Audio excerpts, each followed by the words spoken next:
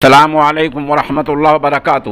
سامعین کرام، آج 27 شوال مکرم ہے، 9 جون ہے، اور ہماری خبر کا عنوان ہے گاؤں بھیسانی اسلام پور کے نوجوان کا قتل۔ یہ مولانا رضوان کے بھتیجے ہوتے ہیں۔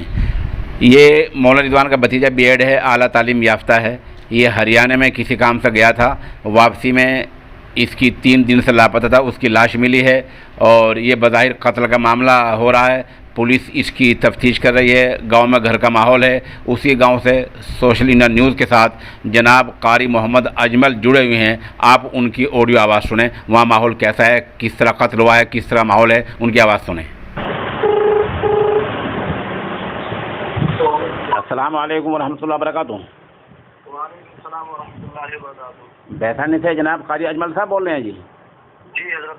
اچھا، مجھے پوچھنا تھا کہ آپ کے یہاں جو حادثہ ہوا بھیسانی میں مولانا رضوان کے بھتیجے کا، ان کا نام کیا ہے سر؟ ان کا نام عدنان ہے جی، محمد عدنان ہے۔ عمر کیا ہوگی؟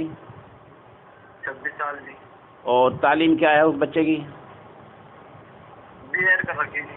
اچھا، فی الحال کیا کام کر رہا تھا؟ ہریانہ کس کام سے گئے تھے وہ جموں کشمیر گئے تھے جی۔ جی جی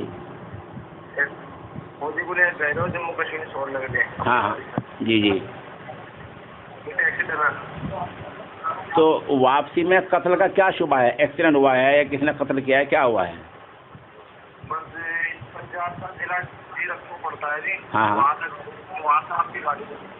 ہاں ہاں جی، اور اس کے علاوہ کل 76 ہے، اس کی لاش ملی جی 4 دن تک، 3 کل ملی جی۔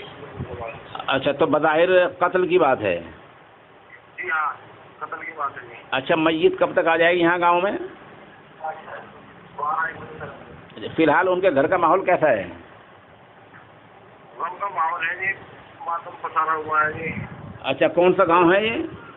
بھیسانی اسلام پور، ضلع شاملی۔ ضلع شاملی، بس بسارا کو۔ شکریہ بہت بہت۔